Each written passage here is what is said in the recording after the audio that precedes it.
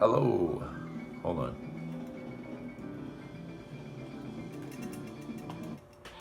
Sorry. Hello, and welcome back to Life as Surface Noise. So for today's video, I am talking about another Vinyl Me Please release. This one being from last month as well. Dave Brubeck Quartet, Jazz Impressions of Japan. Now, I'll be the first to admit I'm not an expert on jazz. I've only been picking up jazz records for 2 to 3 years probably.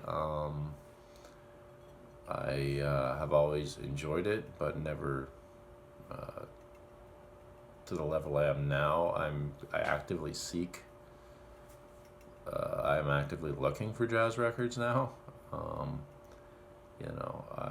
In the past I enjoyed, Chet Baker and Billie Holiday and others when I was growing up. I had a few CDs here and there. Sarah Vaughan.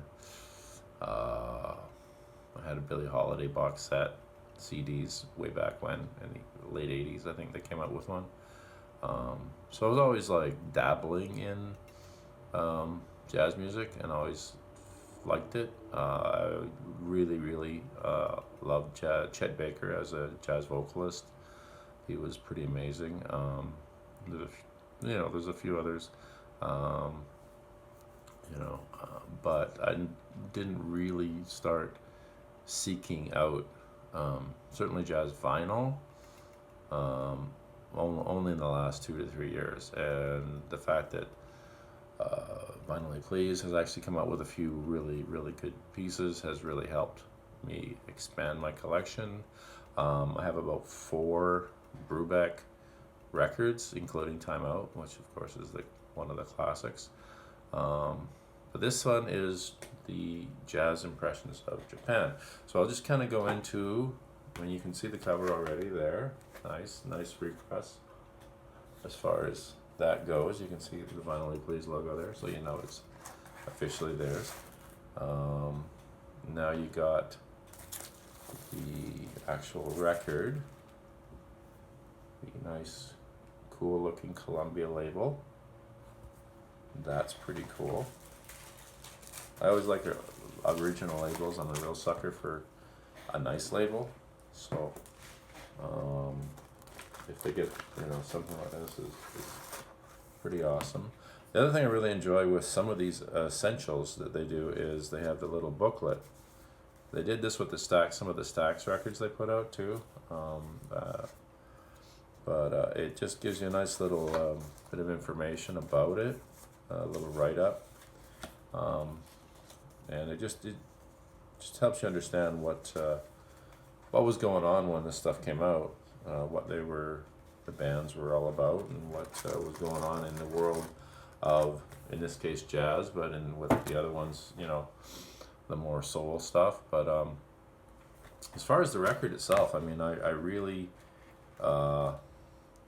enjoyed the mixture of sounds they came up with for their visit to Japan.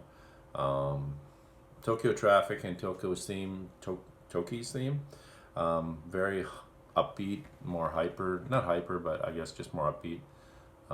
It really kicks off strongly. Tokyo Traffic just has it just jumps out at you right away. And then Rising Sun Fujiyama is a little more down tempo, so it's a nice balance.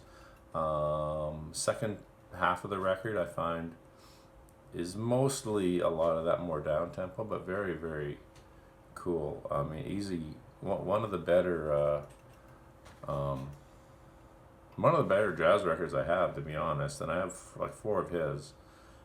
I think it's on par with Time Out, for sure.